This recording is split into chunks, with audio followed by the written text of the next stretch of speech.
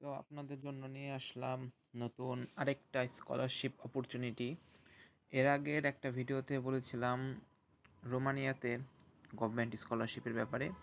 তবে রোমানিয়ার government scholarship অনেকে আবেদন করতে পারেননি সঠিক সিদ্ধান্ত এবং কিভাবে অ্যাপ্লিকেশন করবেন এই জিনিস না জানার কারণে।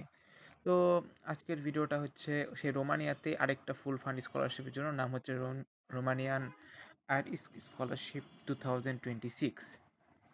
এটাও রোমানিয়াতেই, এবং এখানে দেখতে পাচ্ছেন ডিগ্রি লেভেল আছে ব্যাচেলর, মাস্টার্স এবং পিএইচডি, 3 ডিগ্রিতে আপনি পড়াশোনা করতে পারবেন।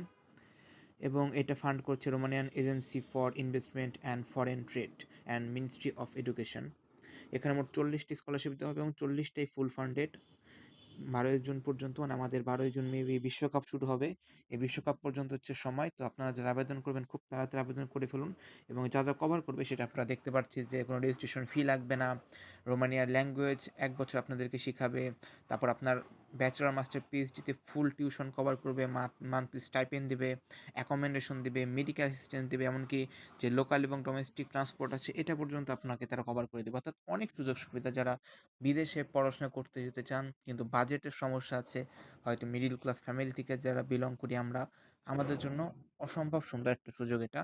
প্রায়োরিটি এরিয়াস মানে কোন কোন সাবজেক্টে বেশি সুবিধা আছে সেটাগুলো হচ্ছে আপনি দেখতে পাচ্ছেন economics and business administration, agriculture studies, technical science, oil and gas এবং আদার কিছু ফিল্ড আছে। এগুলো আপনার আবেদনের সময় এখানে ভালো মতো লিস্ট আকারে দেখতে পাবেন। এখানে স্কলারশিপ ডিউরেশন আছে ব্যাচেলরের জন্য 3 থেকে 6, মাস্টার্সের জন্য 1.5 থেকে 2 এবং পোস্ট গ্রাজুয়েটের জন্য 3 থেকে 6 আর ডক্টরালের জন্য 3 থেকে 5। তো আপনাদের এই জিনিসটা আমাদের বাংলাদেশিদের জন্য ইলিজেবল, কিন্তু যারা রোমানিয়ার সিটিজেন তাদের জন্য এটা ইলিজেবল না।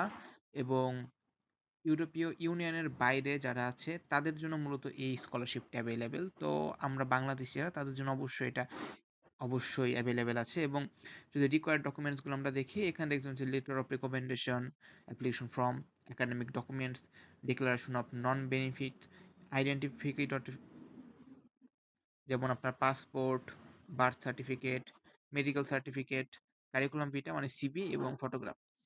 সো এইগুলো যে আপনারা ঠিকঠাকভাবে আবেদন করেন তাহলে আশা আছে আপনারাও খুব ভালো একটা স্কলারশিপ গেইন করতে পারবেন। তো সকলের জন্য শুভকামনা রইল, সবাই অ্যাপ্লাই করুন।